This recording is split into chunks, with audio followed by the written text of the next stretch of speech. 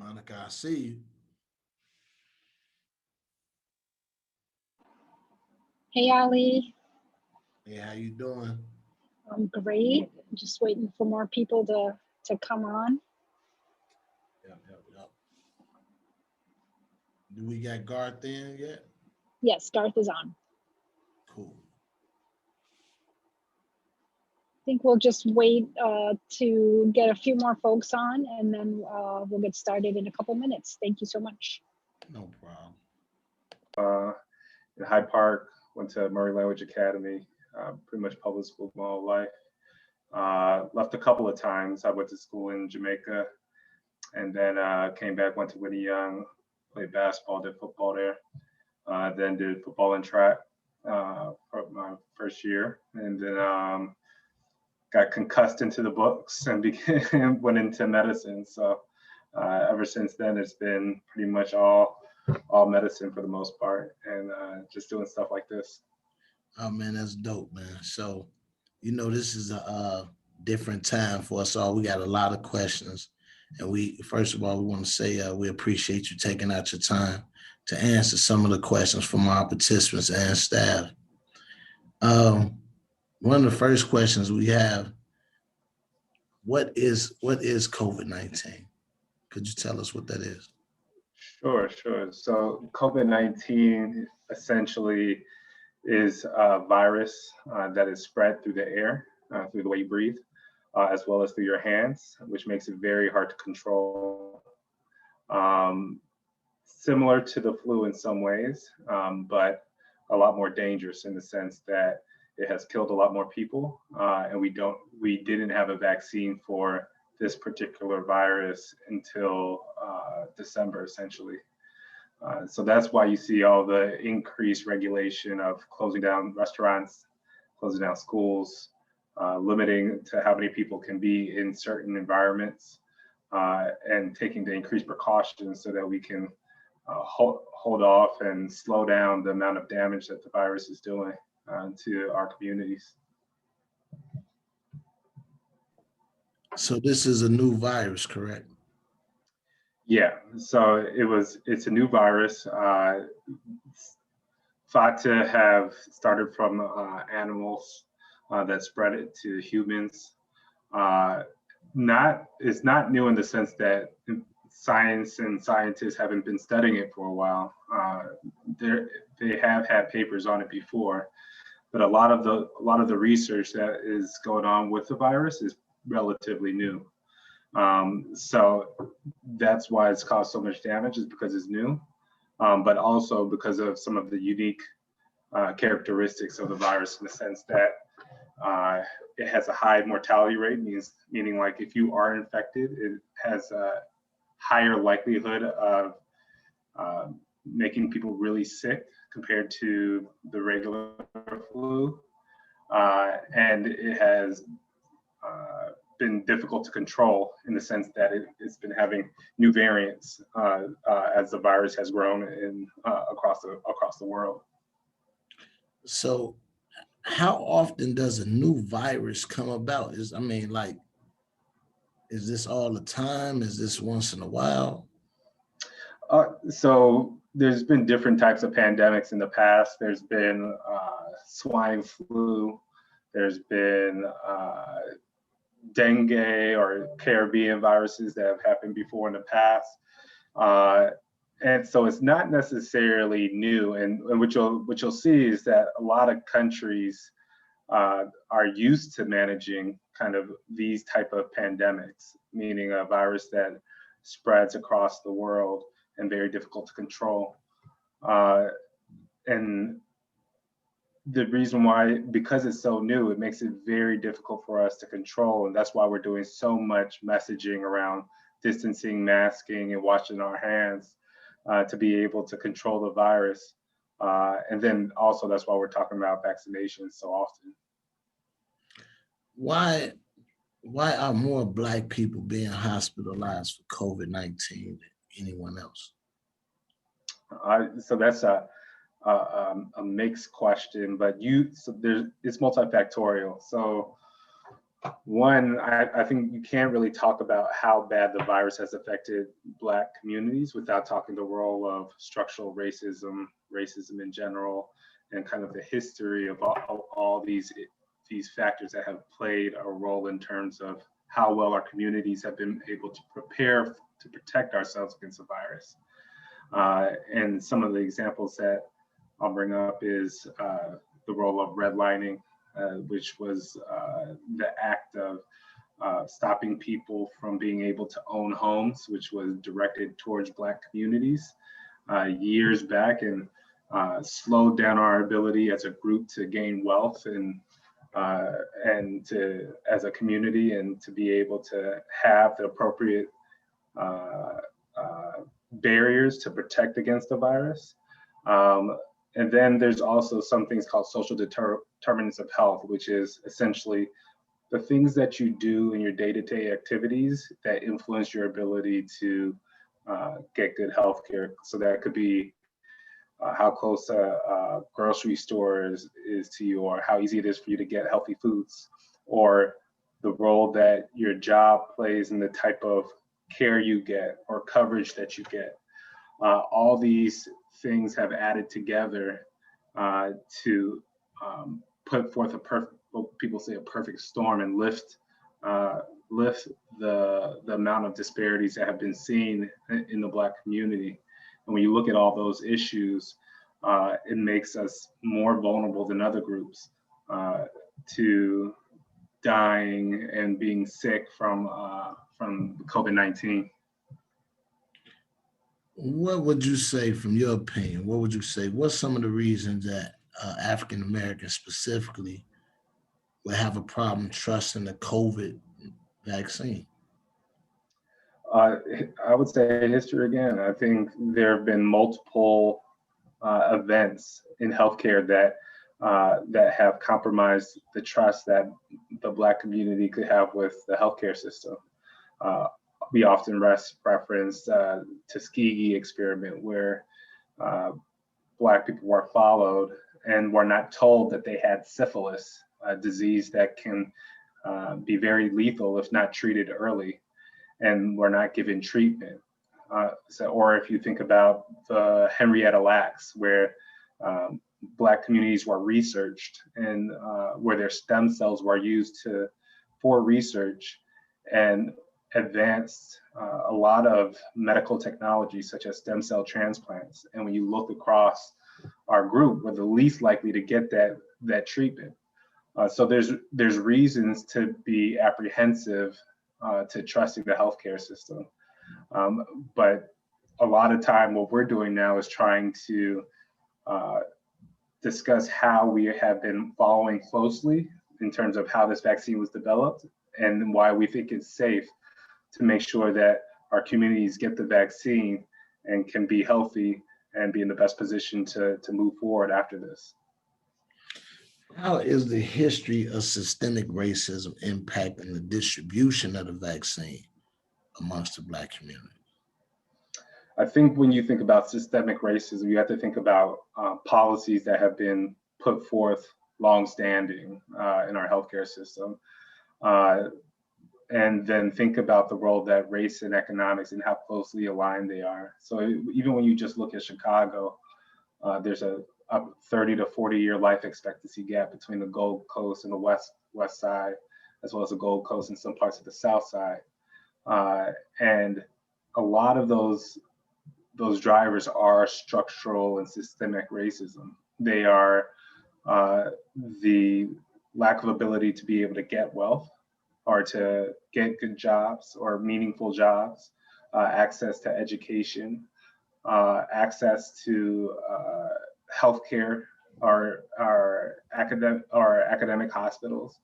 When you think about the hospitals that are located within underserved communities, safety net hospitals, they're often under-resourced and underinvested.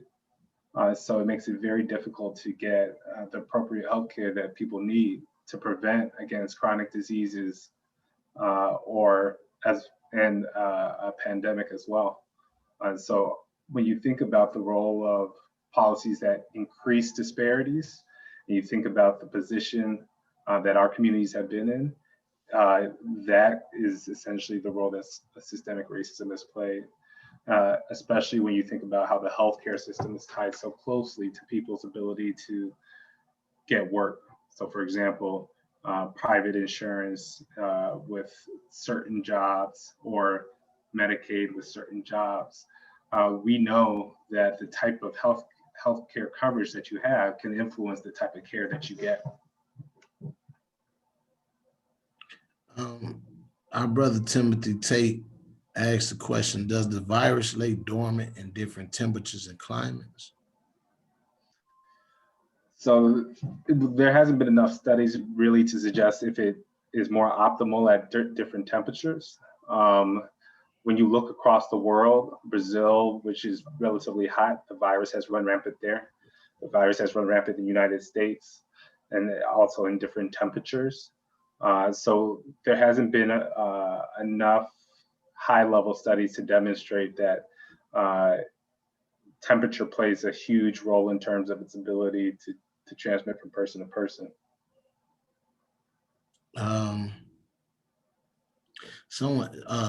Our brother Shaquille Clayton asks, Dr. Labara from Harvard University created the virus through NATO science and Wonton University. Like, I mean, is that a myth? Is there any truth to that? Have you heard of this at all? No, I would probably say that is more along a myth. The virus, most viruses develop from animal offspring that is kind of mutated and become very difficult for people to, that are not necessarily meant to be in our physiology. It wasn't created by any specific person in a specific country. And and that's been one of the things that public health people have been having difficulty talking to, because there have been myths put out by the prior administrations that have blamed certain countries, such as China, for developing the virus, which is not true. It's not a Chinese virus. It's just a virus that has developed and has become difficult to control. Was it first discovered in China? The virus was, from what I remember, yes, the virus was documented as first being discovered in China. And there's often when viruses when they get found or identified, does somebody actually like label it as their discovery? Like, say, if you were the first person the researcher that found out the virus, would your name go by it to say, Dr. Garth Walker is the whatever for this particular virus? He's the discoverer of this virus. I think the person that discovered, I don't really know that exact answer to that question, but usually I've seen places where, or past physicians who have discovered certain diseases name it after themselves. So it could be very plausible that the person who discovered the virus named it in relation to their name, but I'm not sure about that one. I got you. What can be done to earn the trust in the Black community for this vaccine? Is, like I say, this thing is brand new to everybody. You know, a lot of people are worried, scared, concerned for different reasons. You spoke about there being legitimate reason for this. One, I think I would love for you to unpack the whole Tuskegee experiment, because maybe that can put just a clearer understanding to it. I know you touched on it, but it's a lot of people that don't know the full story behind it, because then we'll have a better understanding of what actually took place. Sure. So essentially, I guess one of the first starting points is just about medical ethics, right? If anybody enrolls in any type of research study, or we take an oath at the beginning of medical school to do no harm, you want to make sure that people are aware of their risk and benefits, and if there's any type of treatments known. So for example, if I was to do a study going forward, a high-level study, one of the ethical points to understand is that if you find out that the treatment or intervention is showing benefit early, it is your job to stop the trial early and make sure that you amplify that treatment. And the same goes if there's any type of adverse reaction. If there's any type of adverse reaction seen early in a study, you stop it early and show that there's no benefit. That's an example of kind of the ethics of doing any type of study, as well as just making sure that people know what they're getting themselves into. When it comes to Tuskegee, the issue that arose was that people were followed and the investigators knew that each person, that people had syphilis, they did not provide the treatment. Penicillin, which is the treatment for syphilis. We do that every day. I do it all the time in clinic. I do it all the time when I see patients in the ER. So imagine me as a physician seeing somebody in my ER, knowing they had syphilis, but not telling them that they had syphilis and saying I might call them back.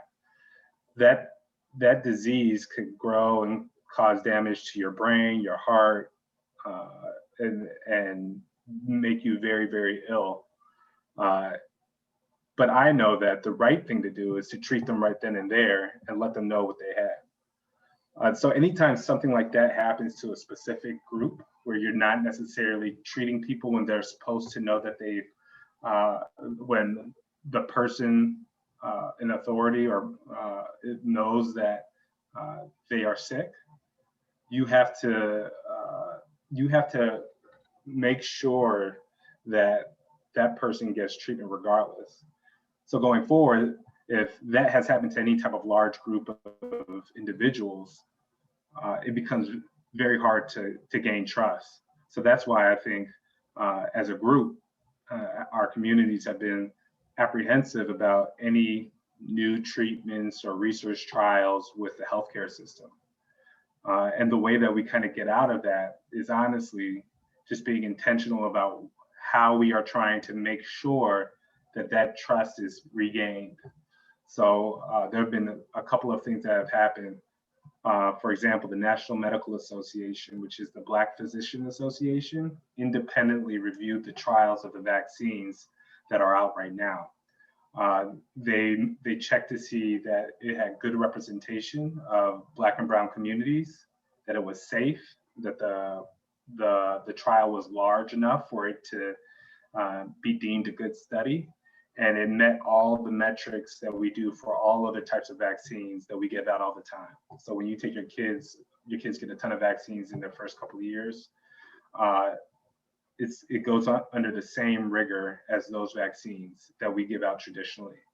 And National Medical Association said that they recommend that the Black community should get vaccinated. And there was a recent New York Times article of 60 physicians of color that recommended that our community needs to get vaccinated more than any other community, especially when you look at how the pandemic has affected our community, both socially and economically. Is it true, from Jamali Ibrahim, he's asking the question, is it true that the rate of dying from COVID is smaller than the rate of having a life-altering adverse reaction to the vaccine? No, so the mortality, the numbers will sound small, but they're actually very large because there's so many people. But the mortality to COVID is significantly higher than the flu. And with respect to the adverse reaction, what people are saying by adverse reaction, they're really just talking about anaphylaxis, which is a very, very bad allergic reaction. So you may have seen it when somebody eats a peanut and their whole body swells and it becomes very difficult for them to breathe.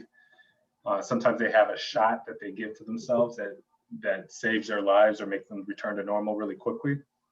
Sometimes people can have that reaction from taking a vaccine, but it's very, very rare.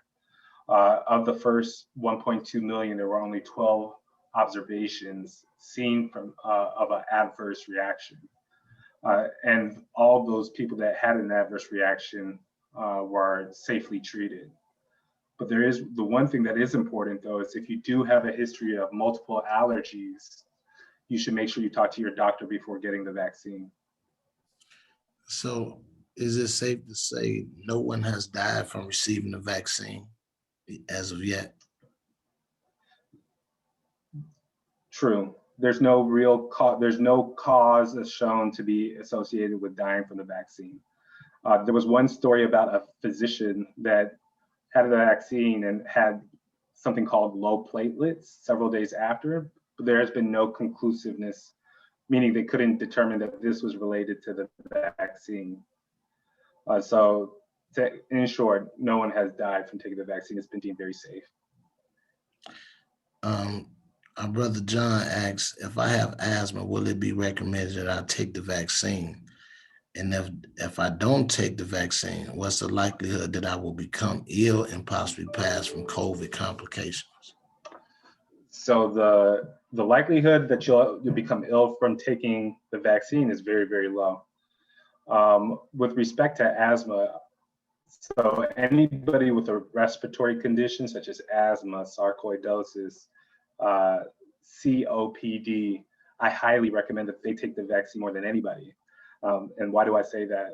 Particularly because when they get really, really sick, and I see them in the ER, they tend to be the last people that I want to intubate, meaning I put a tube down their throat to help them breathe.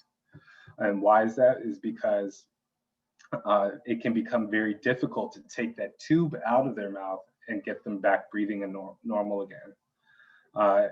And if you throw on something like COVID-19, which causes respiratory issues, that kind of makes it even more worse, right? And that goes for a lot of people who have other diseases. We want to make sure that they get vaccinated. People with dialysis who get COVID have a 15 times higher likelihood of dying compared to other people who have COVID. And we see higher likelihood seen in other people with chronic diseases. So if you are one of those individuals, if you have a family member, if you have a grandmother or somebody like that, you want to make sure that they get vaccinated. And those people are eligible right now. Anybody that's 65 and up are eligible, as well as healthcare and essential workers are eligible. So the brother Jamali asks as well, what about Bell palsy? It hasn't been shown to be associated with it, but I will say this: Bell's palsy is a very, very, very benign, meaning not very bad disease to happen. It typically resolves on its own within a week, and it does cause facial paralysis on one side, but COVID vaccine has not been shown to cause Bell's palsy. Sister Sarah asks, how can we know that the vaccine won't lead to long-term negative health effects that haven't presented yet in test groups? That's a good question. So I think what we know so far is that the vaccine is safe and hasn't caused anything chronically, in the sense that after 6 months, we haven't seen anything. What I would probably say is your best reference is vaccines that we already get today. People get vaccines all the time. When you take your kid or your baby to get vaccinated, the risk of having something bad happen is less than the risk of you going out in your car and driving every day. These vaccines have been evaluated really closely with research. And I think the way to kind of look at it is look at the impact that it has in terms of just your community as well, not just yourself.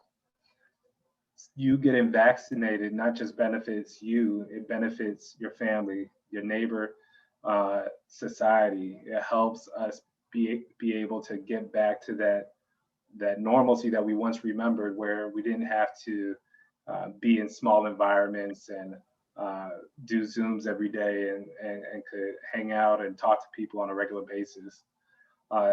So I think that's another way to look at the virus, is as our first step to getting our communities back together.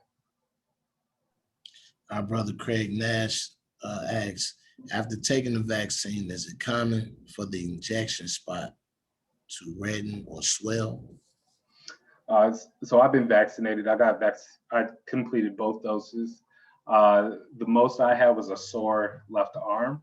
I didn't have any redness at the site, any bump at the site. The common side effects are soreness at the site, maybe some body aches, maybe a fever, maybe some weakness the day after, but it typically resolves the day after that. All I had was just a little weakness the day after, and the 2 days later, I was back doing my regular activities of working out and hanging out and things like that. John is asking this question: why is it recommended to double mask now? He said it was already hard to breathe with one mask. So is it safe to wear two masks? Yes, the CDC put out a pretty convincing study showing that the importance of double masking is even higher for two reasons. One is that it's been shown to reduce transmission, so kind of breathing out the virus. And then the second part was just the increase in variants that are coming around the globe and within the United States, which increases the urgency to get vaccinated and to double mask. When people say variants, they're the same virus, but slightly altered structure. And what we want to be able to do is beat that virus before it alters too much to where we can't even control it with vaccines or double masking.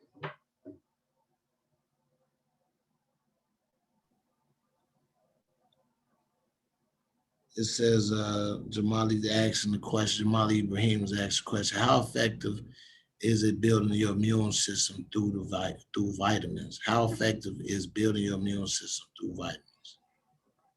I think it's important to take vitamin D specifically, especially, vitamin D is deficient in Black communities, and plays a role in your immune system. So I think in general, we should be taking vitamin D regularly. But it's not enough to be able to combat this virus. We want to be able to get vaccinated so that people can't even transmit it to their grandmother or family members or friends through that. And what he's talking about is something called natural immunity, just the natural immunity of being able to protect yourself. And what we've seen is that there's been cases of people being reinfected, meaning getting the virus twice. And when you add on the point of new variants coming in, that's likely increases the chances, at least theoretically, that people can get reinfected even easier. What system is in place to ensure that communities of color receive the vaccine? They have a priority. That's a great question. So I'm at IDPH, so we offer a lot of oversight throughout the state in terms of how local health departments work with counties. Usually it's up to the counties to determine how they want to distribute. But what we've been doing is a lot of vaccination engagement. So targeting Black and Latino communities, platforms like this one, to talk about exactly what we're talking about. What are some of the apprehensions and why we should get vaccinated? And if you don't, but also it's like, if you're not going to get vaccinated, making sure we're masking, washing hands, and practicing physical distancing.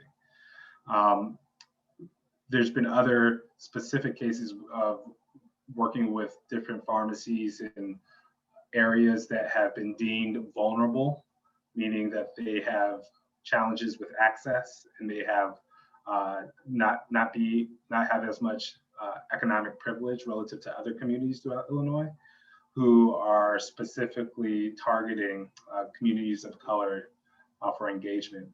My office has been working with different groups across the state. So Black fraternities, faith-based organizations, nonprofits, to get the word out and to also help engage how we can get more people vaccinated throughout our state, recognizing that if we want to be able to come out of this in whole and hold people accountable to avoid this from ever happening again and seeing the disparities left and right from a pandemic, we need to make sure our communities are intact to be able to hold stakeholders like myself now accountable. Can you see of a day of us getting rid of this virus? I think it's going to be here for a minute, but I do think that we are going in the right direction in the sense that if we can get people vaccinated, if we can get people to practice some of these public health measures of masking, distancing, and washing hands, we can get to a point where we are back in church, back in stadiums, back in enjoying each other's companies, back in schools, things of that nature. I think people will have to get vaccinated yearly to go against this virus, like we do for the flu. But that doesn't mean, I think it will be here for the long run, but I think we'll also be able to get back to business as usual and doing a lot of the good work that we've been doing regularly and that CRED's been doing on our Southwest sides as well. So you're looking at, we're looking at the yearly vaccination. That's what it looks like, or at least the estimates have been pointing towards getting vaccinated at least annually. But that's more TBD. We need more studies to show just exactly how long Moderna and Pfizer can last in terms before people can get another vaccination. Because as you know, not all vaccines need to be given annually. You can get them every couple of years or just every year. Our brother Walter McGee is asking, if I wear 2 masks, should I still get a vaccine? Yes, and the reason why I say that is because you're not going to wear your mask all the time. You can also pass the virus through your hands if you're not washing your hands. And then also, I just want to echo the social benefit of what you're doing for your neighbor and your family by getting vaccinated. You are decreasing, lowering the chances that you can transmit the virus to your family member. In my household, I had to talk to my in-laws, my parents. They were scared to take it. We sat down, we went through kind of this similar discussion and also let them know what it means to get vaccinated and what it means in terms of protecting others in the household and people that visit. And we were able to get them to the point where they all got vaccinated. How, Sherry is asking, how effective is the vaccine with new and increasing variants? So the studies are still out to look at that. Pfizer has put out a message that their vaccine is effective against all of them. Moderna says they expect their vaccine to be effective against all the variants. But again, I would say that as variants increases, it could get to the point where it becomes more difficult to control the virus. So that's why we need to make sure that folks are getting vaccinated when their time is up. So it's like if you have a family member that's 65 and older, or you're an essential worker, please get vaccinated if you're ready to get vaccinated. We recognize that it's a very personal decision. And if you're not ready now, I'm always happy to come back and have another discussion about what are some of the other issues that may be in the way and going forward. But the reality is, as variance increases, it does make it more challenging to fight the virus. When do you see, can you see in the future schools and schools being open back up to full capacity? When do you see it? Do you see that in the horizon at any time? Well, I know public schools are reopening in March. They'll probably do something like a combination model in terms of a few days a week, similar to what other school districts have been doing. But if the question is when will we get back to the point where schools will be schools where they have a homecoming and all that type of stuff? And just to be clear, full capacity meaning kids will be back in class.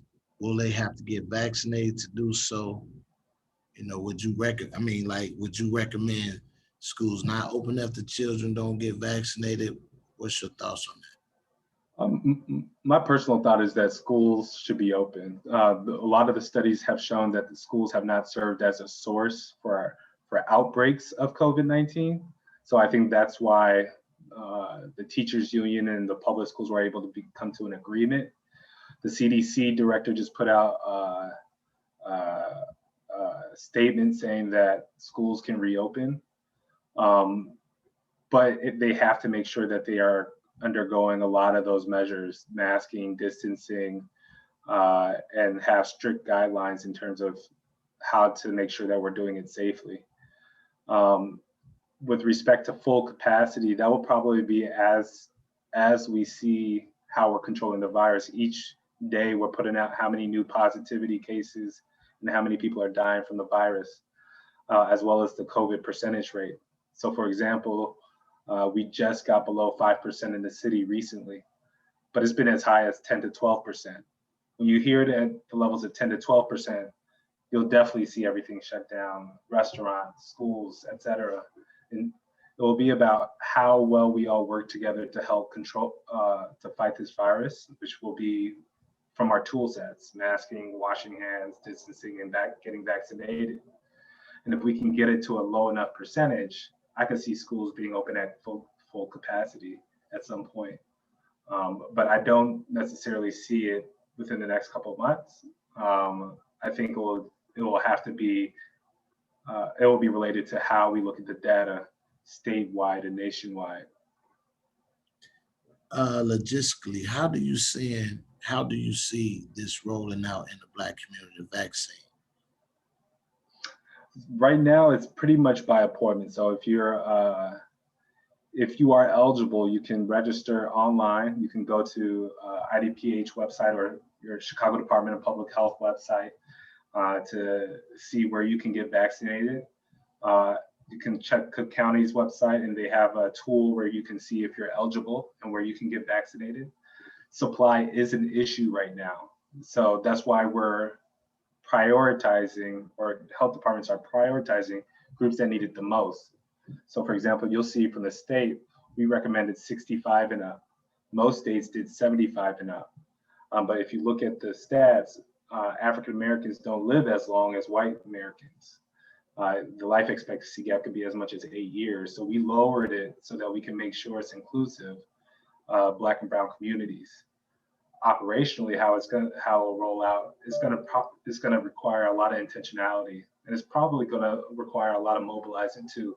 We have to be able to talk to a lot of our community leaders or community-based leaders to be able to help encourage others to get vaccinated when their time is up and when they're eligible to get vaccinated as well. Will vaccines and proof of vaccinations be required for international travel? Do you think that's on the horizon? If I had to make a good guess, I think private organizations at some point might require people to be vaccinated. And I think, and this is just a guess, but I think for most businesses, it's in their best interest to not have any disruptions to their day-to-day operations. So if you have a virus that breaks out and you have 10 people off staff, they can't run a business. So at some point, they may make some difficult decisions on how, and once there's enough data and once it's safe, to require people to get vaccinated.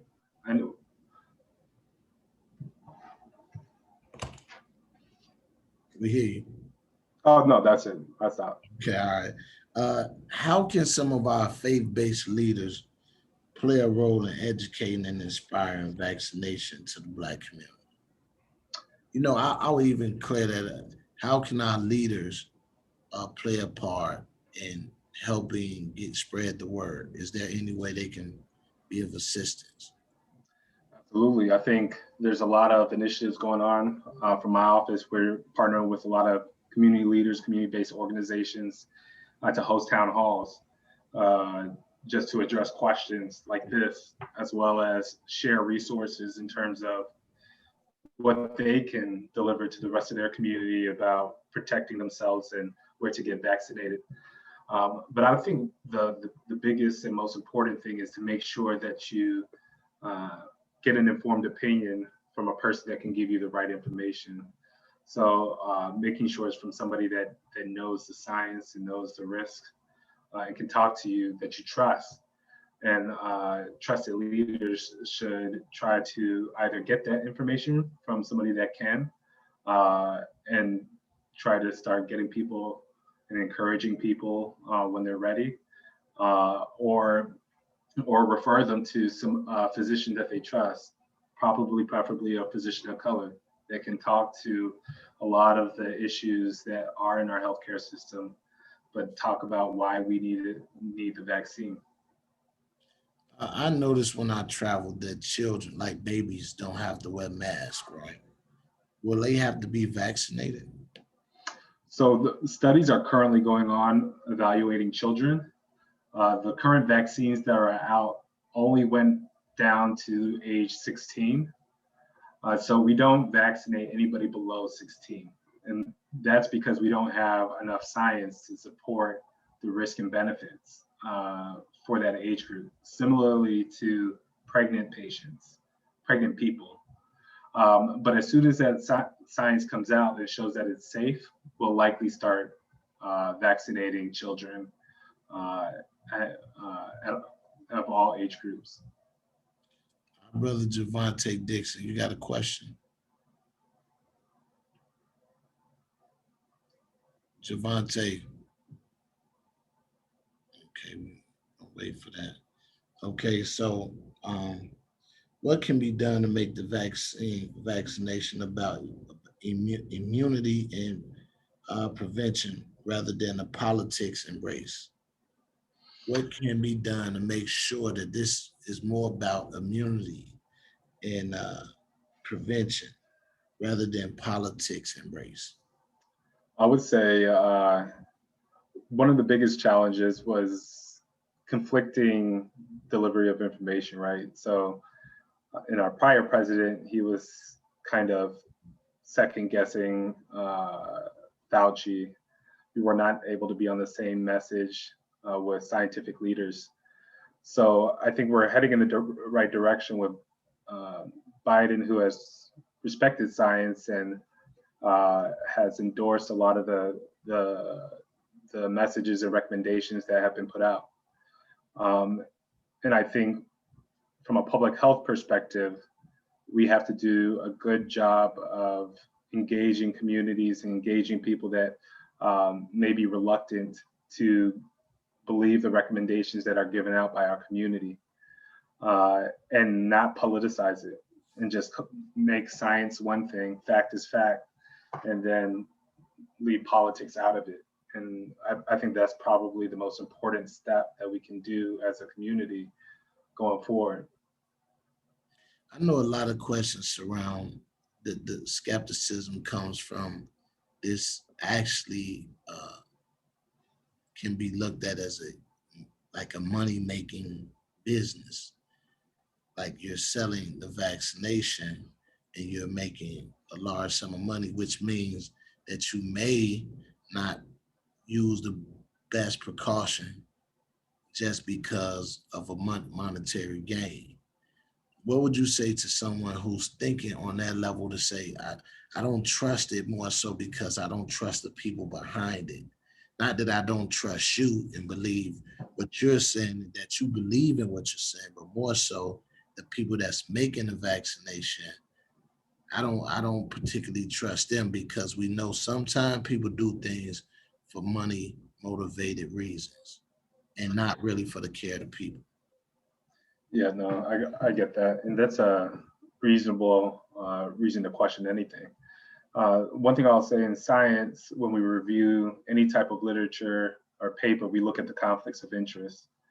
And one of the conflicts of interest looks at if somebody might have got paid or could be influenced to publish a certain way. These vaccine trials went through FDA and emergency review by multiple bodies. And then also, like I said, the NMA independently reviewed the science as well, which reduces kind of that bias for somebody to act wrongfully. And then also it's a pandemic. So the government has been clear and the state has been clear that people will not be charged to get the vaccine. Anybody can get the vaccine. It doesn't matter if you don't have insurance. It doesn't matter if you can barely afford it. It doesn't matter if you're black or white, because in general, we all need the people to be vaccinated. I think everybody plays a critical role in terms of getting us back to normal. And I think everybody has a shared interest in that as well.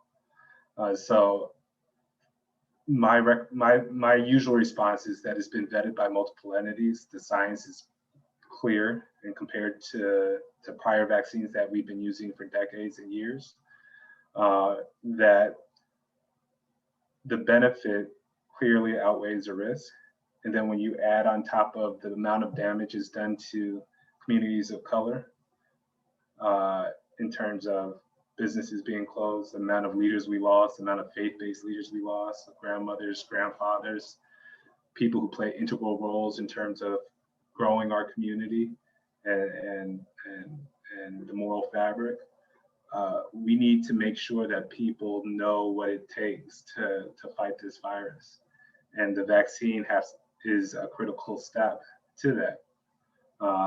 As well, and masking and washing hands and all these things will help us get back to making us a stronger community.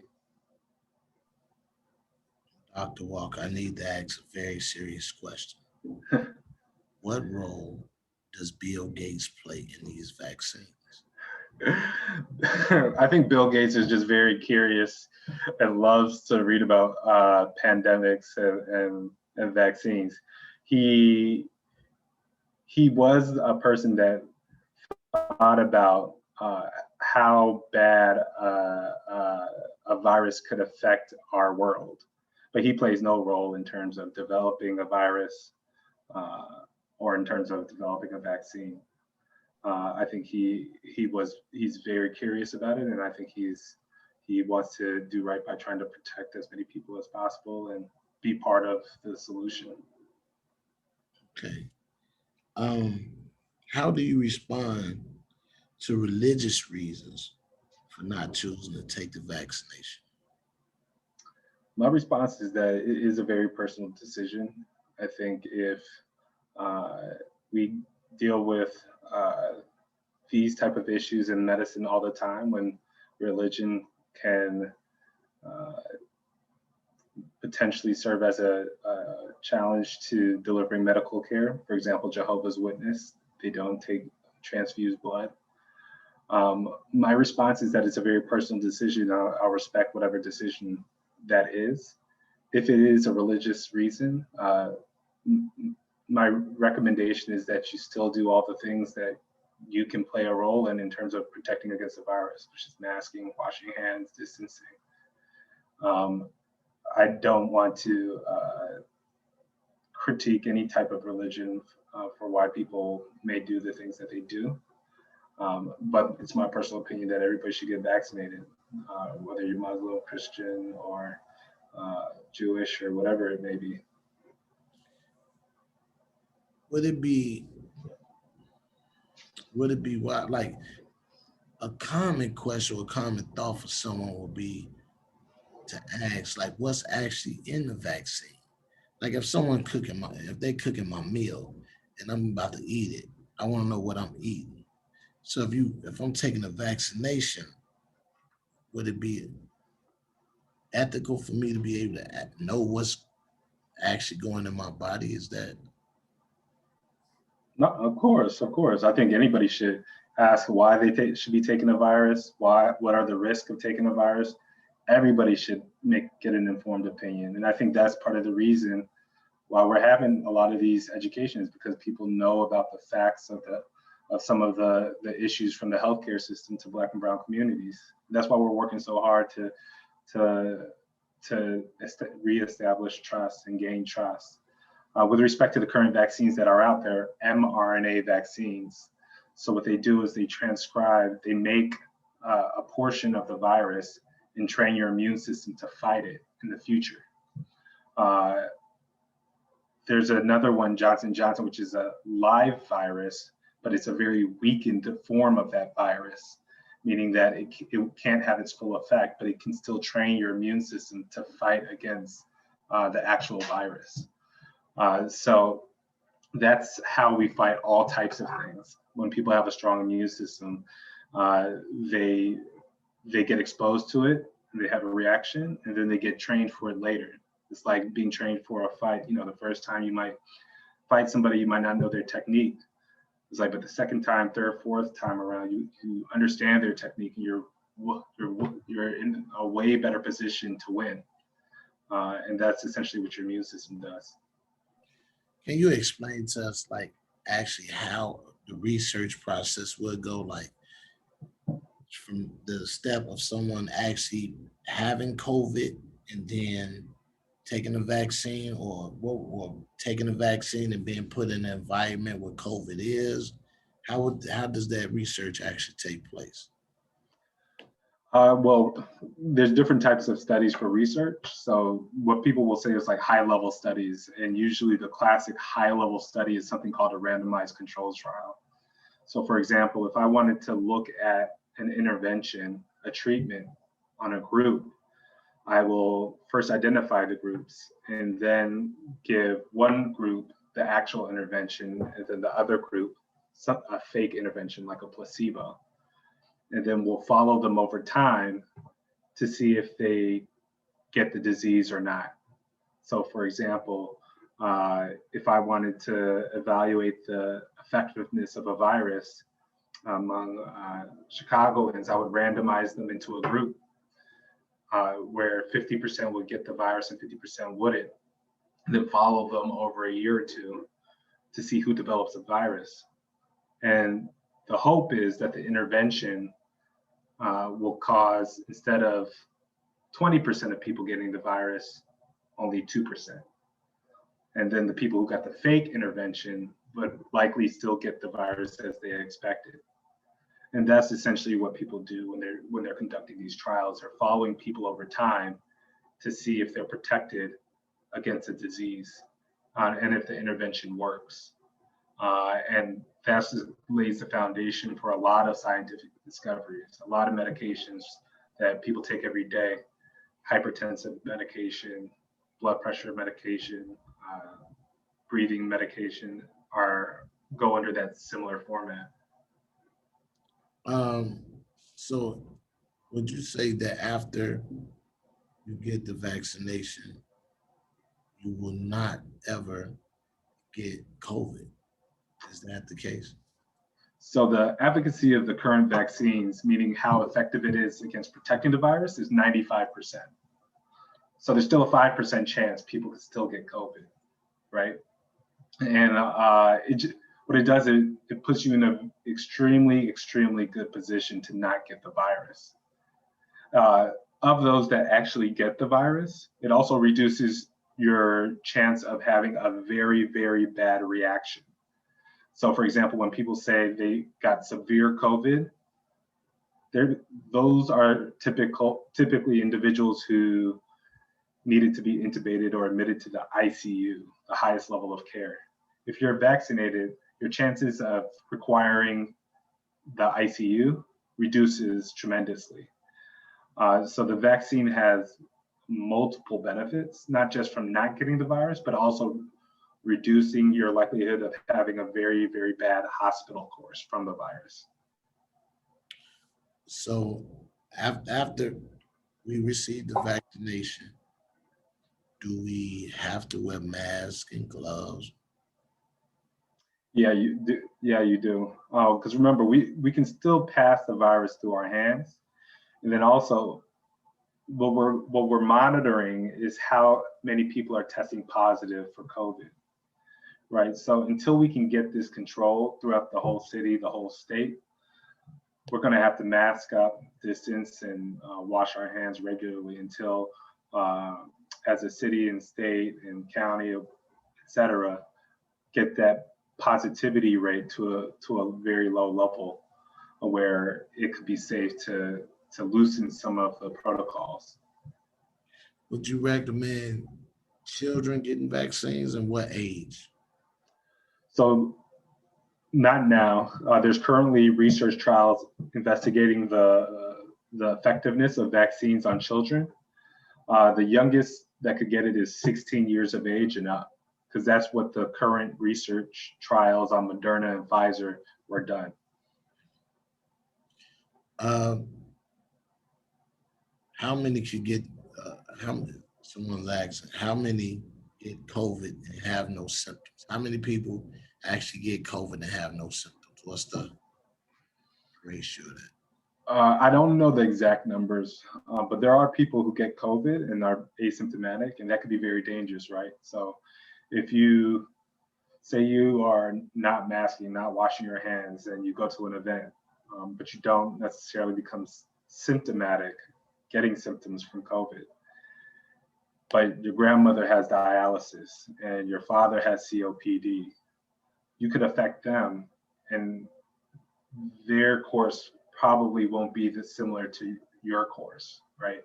Because they have these chronic diseases, and if you unknowingly pass that on to them, they could potentially be hospitalized or become very sick or come into the ICU. So the answer is yes, you can be asymptomatic, which is why it's so dangerous, and why we have to make sure that we continue to do a lot of those protocols that we just mentioned. You know, I'll ask, we only got a few minutes left, and I'll ask you a personal question. My mother and father actually survived, contracted COVID early on. Mm-hmm. Mother is a cancer survivor, right? And Congrats. recently, about 2 weeks ago, they, I don't know, probably about November, they told me 2 weeks ago, the cancer actually resurged, and she just had one of her other breasts actually removed. And my question is, do you think that COVID have there actually been studies to show that COVID can resurge other diseases in the body? Is it like to cause it to come back to the surface or something? There's been no studies to show that it can cause cancer to reoccur by any means. There have been studies that show that people who have chronic conditions or diseases, that when they get COVID, they tend to have a very hard course and are more at risk. But there have been no studies that have shown that it can cause cancer to reoccur. Okay. And not just cancer, but I'm noticing some people that have had other ailments, like you just said, go through a severe time, but it may be even after the COVID actually goes through that system. So that was the question that I had, and I think one of the last questions we have for you is, what is the most important message you would like to make sure everyone receives today? The most important message I would probably say is to think about what vaccinating really means and what doing some of these physical distancing, washing hands, wearing a mask really means. Because it's not really about just ourselves. You doing this is truly a demonstration of the first step to getting our communities back together. We want to be able to think about how this virus has affected our communities, specifically the amount of jobs lost, the amount of leaders we lost, the amount of faith-based leaders we lost, local leaders, mothers, fathers, things of that nature. I've seen it from the medical perspective, intubating patients and having a lot of those difficult conversations with people who are not necessarily ready to have end-of-life care discussions and not being able to see their families that has just been admitted because it's a pandemic. I've seen it from the research side, just looking at the burden of the death. And then obviously just looking at the communities and how it's impacted unemployment, schools, kids that are not necessarily getting that in-face learning when they need it. all that's related to this virus. And every little action that we do, including the vaccination, is a step closer to getting us back to our communities and holding people accountable to make sure that we are not as at risk as we were this past time.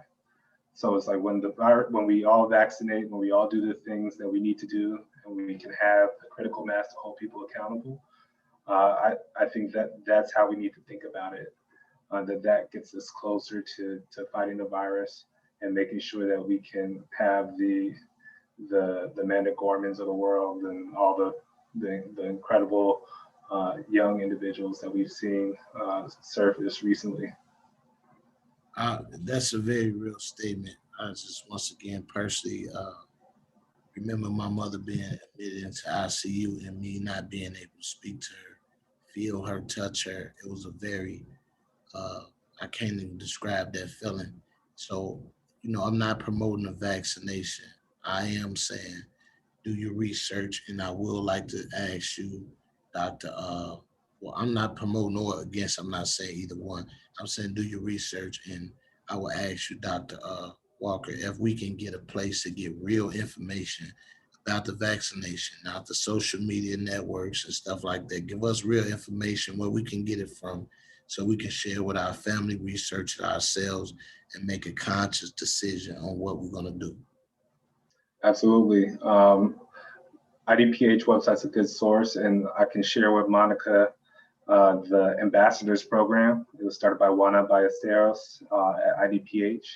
We share a lot of information around how to distance, how to mask, and how to protect our communities, as well as resources of where people can get vaccinated. And I could also share where some of the mass vaccination sites will be happening over the next couple of months. And we can get people out and get people together to register and vaccinate. I would encourage that we get that link so we can share with all the CRED sites and then have our participants be able to research it themselves and let the information be known to their families, so we can actually make sure that we are informed about whatever decision we choose to make. Dr. Garth Walker, brother, I really do appreciate you coming by. I want to say we appreciate you coming by. Whenever this thing kind of clears up, we always invite people to actually come in person and, social distance in a way, feel, touch us, so we can see each other face to face and our guys can see you. We just want to thank you for actually coming. I think Arnie is here. So often he has some last words. So we're going to bring him up.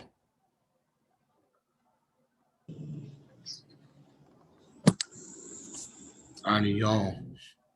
Okay, I'm driving. I'm sorry. I can't look at you. Trying not to crash here. Don't crash. Be safe. Catch the last 15 minutes, and Dr. Walker's has been an amazing partner to us for a long time at CRED. So thank you so much for your expertise. Thanks for your passion. Thanks for continuing to give back to the community all the time. It means the world. So thank you. No problem. Thanks for having me, and thank you guys for all the work that you do. You guys are doing some incredible work. You guys are incredible leaders, and I'm just following you guys' lead. Thank you, man. You have a great day, man. God bless you guys. All right, take care. I'm Monica Bashir. Thanks so much, Garth.